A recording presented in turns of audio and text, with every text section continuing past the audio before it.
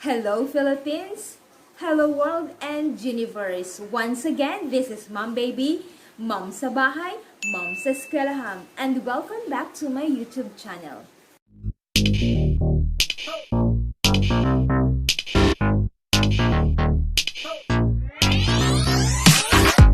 This time, sa video na ito ay papag-usapan natin hinggil po doon sa paggamit namin, doon sa pinurchase namin last time ng fully automatic na washing machine yan. Nakita po ninyo na inverter po siya. Marami po siyang mga features na napakaganda na na-appreciate ko po bilang nanay.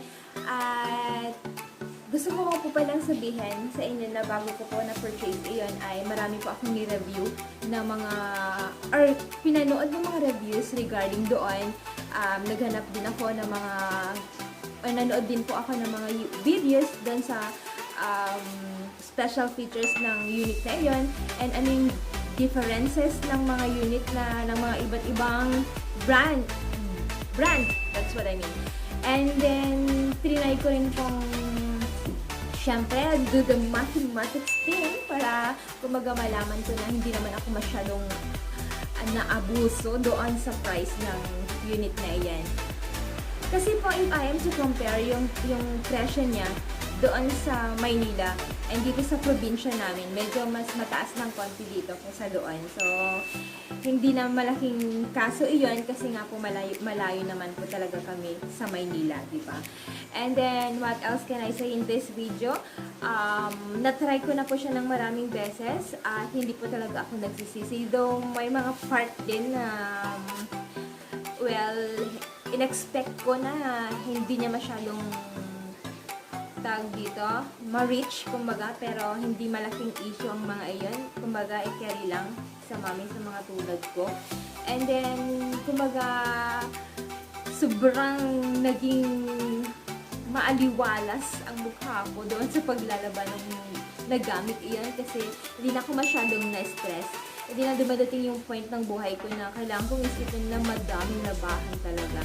So, this time, lalagay mo na lang, and then hayaan mo na lang, tutunod na lang yan siya after kapag ka matapos na siya. And I'm so happy about it.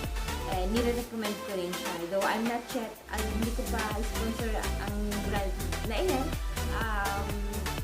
I'm just sharing para dun sa mga mamis na mga mami na gusto rin gumaan ng kanilang buhay. So, if you can see from the first vlog up to here, medyo merong nangyayaring pag-level up. Kasi nga po, hindi na ako masyadong stress sa mga bagay-bagay na lamang na, ibang bagay na lamang ako na stress. As lalo malapit na ang Christmas, naku po, maraming dapat tapusin bago mag-December break. And ang next na lang na gagawin ko siguro is sa another video ko is turuan ng mga bata. Actually, alam naman na nila pero I will let them try na hindi na ako mag-a-assist pa.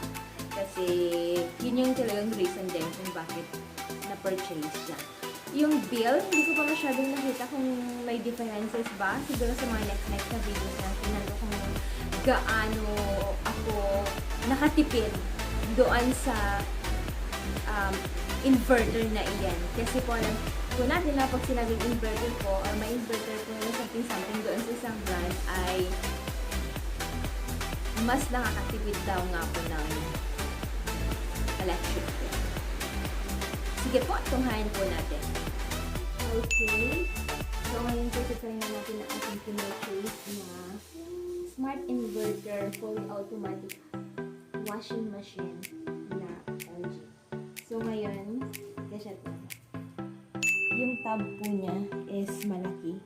Marami siyang nakakaya na labahan, na labhan. And then, ito yung isa sa magandang feature. Kapag ka-cleaners mo siya, yan. Ito po yung kanyang safety tempered glass. Okay, so, ito po yung kanyang control button. Ito po. So, bago, nakasaksak na po siya. So, bago po natin siya i-on, maglagay na po tayo. So, colored po ngayon ang aming lalaghan.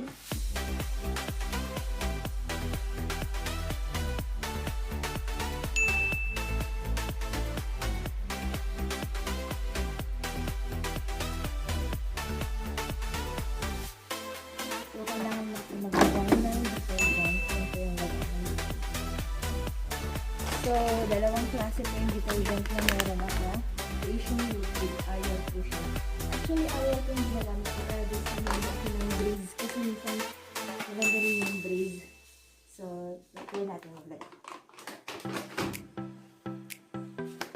Ang ayaw ko dito, pagka maglagay ka is, agad-agad siyang bumababa.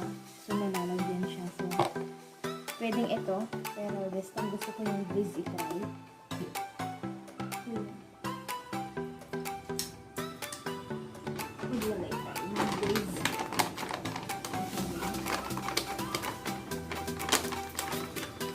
Hindi ko po sponsored ng Ariel at Breeze. Fan lang po kasi nito. Kaya, yun.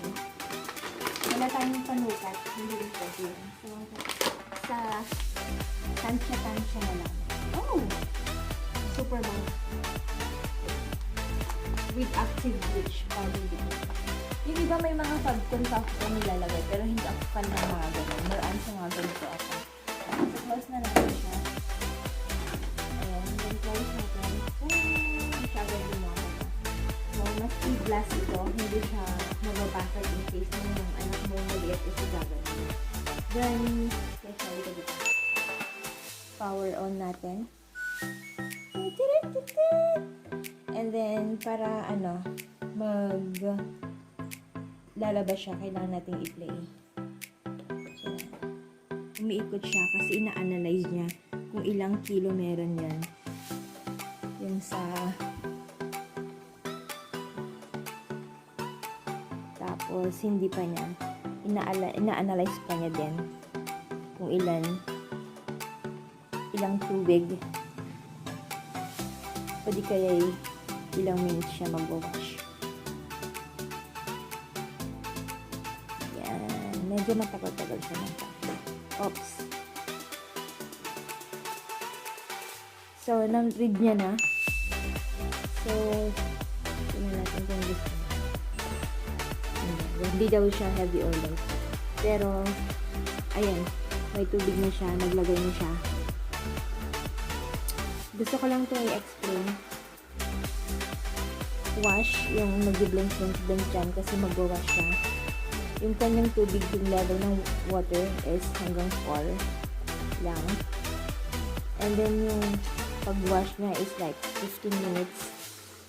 And then, 2 beses niyang i-rinse. Tapos, medium lang yung kanyang spin. So, 57 minutes yung time. Pagka medyo marami-rami at mabigat, doon gumagana itong heavy or light. Minsan nilalagay ko sa heavy para malaman niya na medyo madumi yung mga damit. Pero ngayon, na-analyze niya na carry lang. So, nandaan na siya. Medyo matagal yan ng content natin. Nagwa-wash na siya. Pero konti yung tubig, mamaya tignan nyo, siya. Magdadagdag siya ng tubig. Yeah. Magwa-wash na siya. Time natin is 52 minutes.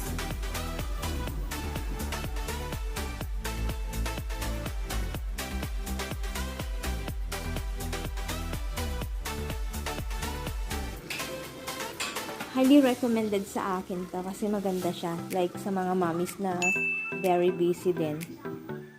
Na hindi nagpapalaba. Katulad ko. Woo! Wala lang. Parang okay lang. Kasi super steady lang siya. Ayan. So as you can see po is nagde-drain na po siya ng tubig. Ayan, nagdi-drain na po siya. At ang nagbi-blink na po is yung rinse. So, meaning siya po ay magbabanlaw na. And then, kanina, hindi ko po pala nakasabi sa inyo na pag kalimbawa, gusto nyo, may nakalimutan kayo ilagay or what, ang gawin nyo lamang is press ng pause.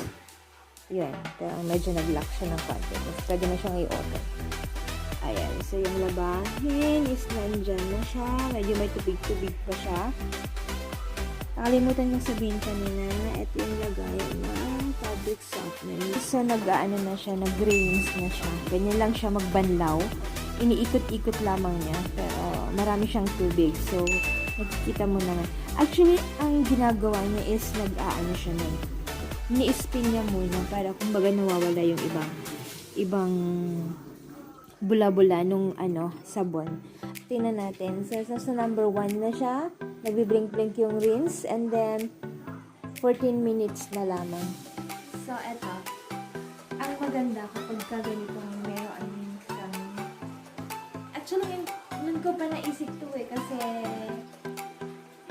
mahirap talaga kung ang maglaba. Kasi katulad din pumapasok ng 5 beses.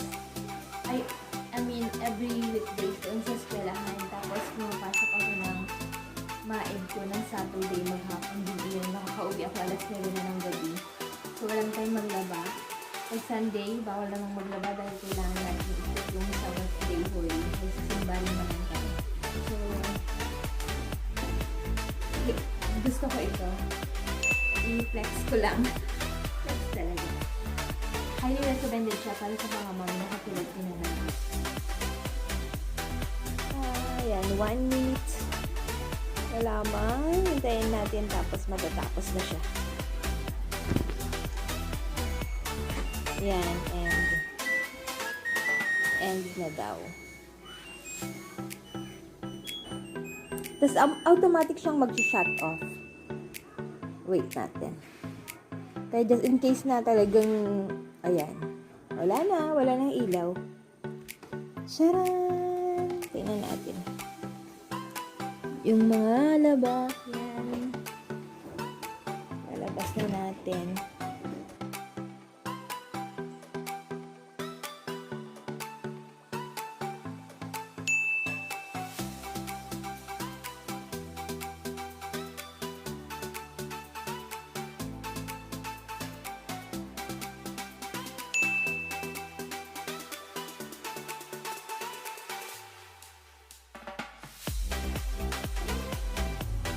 Ito maganda.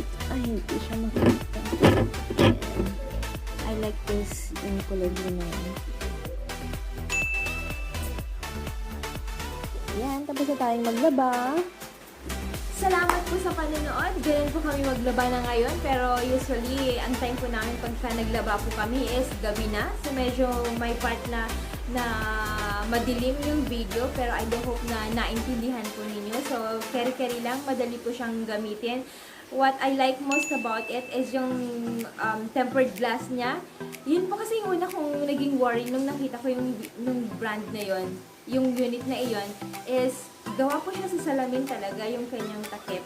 So, inisip ko na what if minsan yung anak ko is ibabalibag niya or what or something. Yun pala, yung feature niya talaga nun is pagka close mo siya, hindi siya agad-agad nag-close. Kumbaga, hinay-hinay na lang muna siya.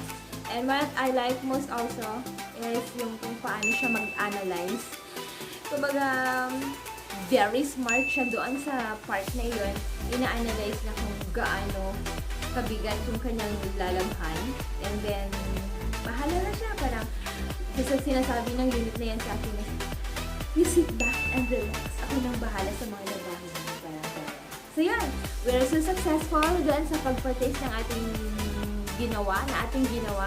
And thank you po sa, syempre,